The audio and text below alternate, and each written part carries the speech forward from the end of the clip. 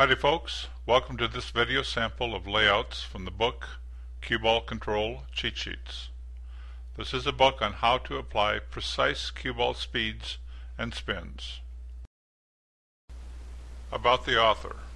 I am Alan P. Sand, a certified instructor qualified by the Professional Billiard Instructors Association. I've written many books on pool skills and knowledge that have helped thousands of players. Instructions. Set up these layouts with paper reinforcement rings, also known as donuts. First, pocket the 1 ball. From where the cue ball stops, pocket the 2 ball. Try the shot with the recommended speed and spin. After you own the shot, experiment with your own ideas. Use these layouts to rapidly master precision cue ball shape and position. When you set up a layout, take the time to make sure you can always make the shot work. Cue ball spin, the clock system. The cue ball spins used in the book are very precise. All Q-tip and ball contacts are exactly 1 Q-tip out from center, as shown in this graphic. The clock system helps explain precision cue ball spins. Cue ball speed, the distance system. Speed is the other critical ball control factor. This is the distance that the cue ball will travel based on the energy you put into the stroke. The soft speeds. Soft 1 speed moves the cue ball from one side of the table to the other side. Soft 2 speed moves the cue ball cross-side and halfway back into the center of the table. Soft 3 speed is a cross-side lag shot. The cue ball goes across the table and comes back to the start position. The medium speeds. Medium 1 speed is a standard lag shot. It goes the length of the table and back. Medium 2 speed is the lag shot plus a roll that ends at the table center.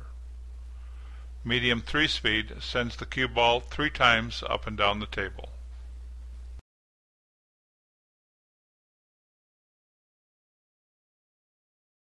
This is another simple natural roll setup that should always get you a 2-ball run. With soft 2, you have a near straight-in shot for the 2-ball to the side pocket. On pocketing the 2-ball, you can keep the cue ball in the mid-table area. If you need to get the cue ball up table after the 2-ball, there is an option. A soft 1 speed holds the cue ball at an angle underneath the 2-ball. To do this, make sure that the cue ball drifts only a few inches after it contacts the 1 ball. You can also play the shot and get the cue ball above the 2-ball. Simply play the 1 ball with a stun shot. This drifts the cue ball slightly up table past the foot spot. From there you can play position on another ball anywhere around the foot of the table. Practice these and other speeds and spins. The more precisely you can position the cue ball, the more balls you can get shape on for the next shot.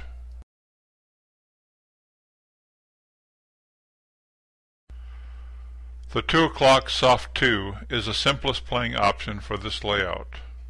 The cue ball angle into the rail would normally bring the cue ball backwards on the 2-ball. Use 2 o'clock running English to offset the back angle. The speed is important on this. You have to keep the cue ball some distance away from the 2-ball. If too close, the 2-ball will not be in the comfort zone for the 2-ball. You can also try 6 o'clock with soft 3 speed. This brings the cue ball back 2 rails into the same area. If you come up short with 6 o'clock, you can play the 2-ball into the head left corner pocket. If you go longer, you have the 2-ball into the side. You need to experiment with this setup. It's fairly common and you should figure out several options. Angles and interference balls can limit your choices. By knowing several ways to play this, you have a significant amount of flexibility.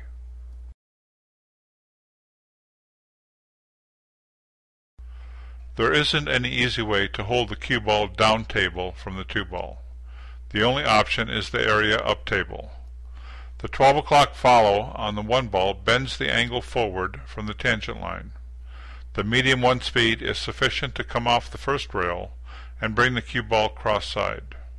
The cue ball gently rolls into the 2 ball's comfort zone for an easy shot into the left foot corner pocket. The cue ball can follow or draw back to cover balls from the left side of the table. There is another option. Play the 1 ball so that the angle on the 2 ball is greater. This requires additional energy on the cue ball, something between medium 1 and medium 2 speeds. When the cue ball comes off the second rail, it travels out into the middle of the table. This greater angle gives you additional options on how to get to the third shot, wherever it is on the table.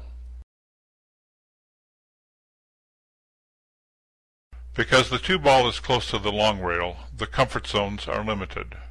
There are 2 small areas, down table from the 2 ball and up table. The easiest comfort zone to get into is up table. Even if the cue ball travels into the head string area, the 2 ball is not a difficult shot. The trick to do this is with 1130.